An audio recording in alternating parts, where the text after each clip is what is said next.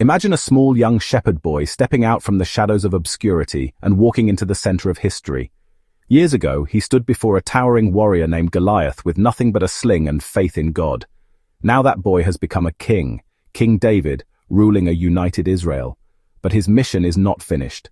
The borders of God's promised land still stretch beyond the reach of Israel's armies. And David, led by the hand of God, is about to change that. The chapters we're exploring today, 2 Samuel chapters 8 through 10, paint a picture of what many call Israel's golden age. Under David's leadership, Israel grew in power, territory, and glory.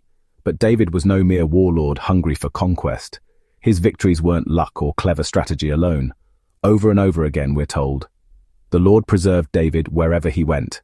That's not just a passing note. That's the secret to David's success. God's hand was on him, not because David was perfect, but because he was a man who trusted God, obeyed him, and gave him the glory. First, David strikes the Philistines, those long-time thorns in Israel's side. Like someone taking the reins of a wild horse, David grabs control of their capital city and breaks their strength. Next come the Moabites. Now this is interesting. David once left his parents in Moab for protection while fleeing Saul, but now the relationship has soured. Their ancient hostility re-emerges. David defeats them and places them under tribute. It's a hard moment, but justice is being carried out, fulfilling a prophecy all the way back from Numbers chapter 24, verse 17. A star shall come out of Jacob and batter the brow of Moab. The next showdown is with Hadadezer, king of Zobah, and the Syrian forces. He's a powerful man with chariots, cavalry, and thousands of foot soldiers, but even his military might is no match for the armies of God. David crushes him, captures his horses, and cripples their war machines. The Syrians of Damascus rush in to help Hadadezer. It's like watching enemies of God's people unite in desperation, hoping that by joining forces they can stop the advance. But it doesn't work. 22,000 Syrians fall, and David establishes garrisons to maintain peace. The message is clear: those who oppose the Lord's anointed will not prevail. And the Lord preserved David wherever he went. You might be wondering, why all the detail? What's the point of these victories? Because these weren't just military accomplishments, they were spiritual victories. God had promised Abraham long ago that his descendants would inherit a land stretching from the Nile to the Euphrates. Now, under David, that promise is being fulfilled. What God said centuries before is becoming reality. Doesn't that show you something? God keeps his promises, even if they take time. David could have kept the gold, the shields, the bronze, but instead he dedicates them to God. All the spoils from these wars, silver, gold, bronze, are set aside for the Lord. Later, his son Solomon will use these to build the temple. You see, David isn't just fighting for land. He's building a future where God will dwell with his people in a house of worship. But David wasn't just a warrior. He was a wise and just king.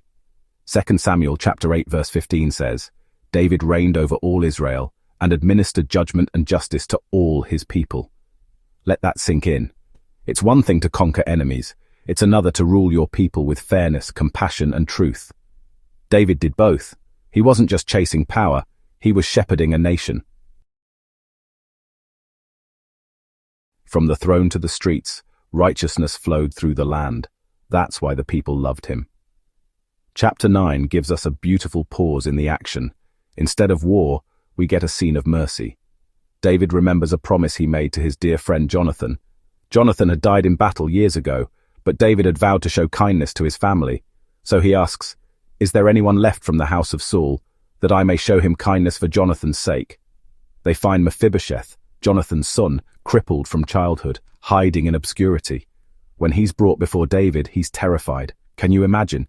He's from the previous king's family. In those days, new kings often wiped out old dynasties to prevent rivals. But David doesn't raise a sword, he opens his arms. "Do not fear," he says, "I will surely show you kindness."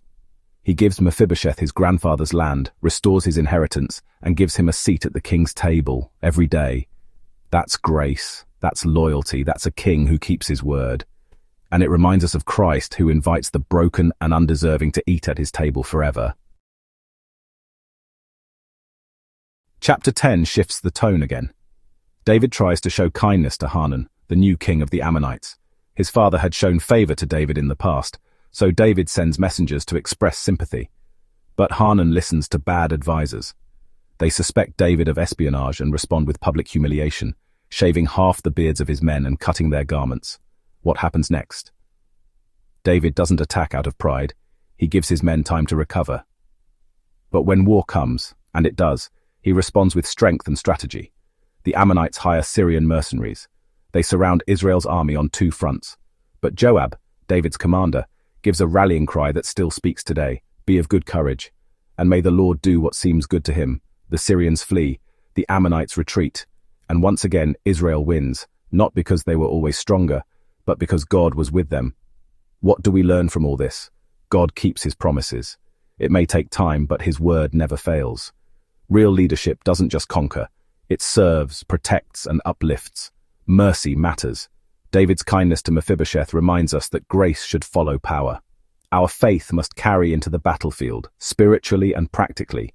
Like Joab, we trust God and move forward in courage.